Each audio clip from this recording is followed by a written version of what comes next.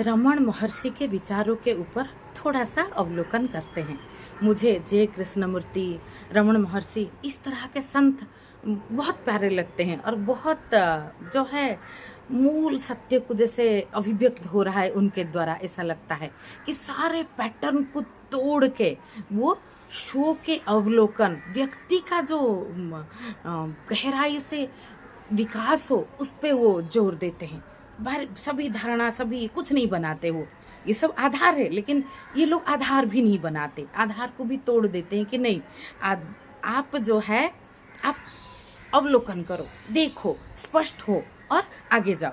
इस तरह से चीजों को सो का स्वरूप तक पहुंचो।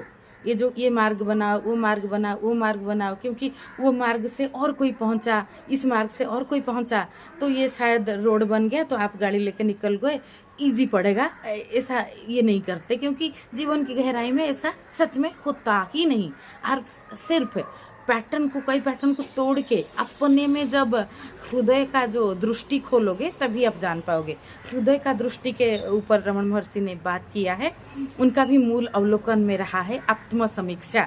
आत्मसमीक्षा में आप जब भ्रम कटता जाता है, आप जान लिए ये जो है सांप है, रस्सी है, सांप नहीं, तो फिर आप उसको कभी सांप नहीं समझोगे। अगर ये एक बार होश होने के बाद तो आप लीला को देख पाओगे संसार का, लेकिन आप उसको फिर नहीं समझोगे कि ये ऐसा है। आप जो मूल है वही मूल की चीज़ों को ही समझोगे।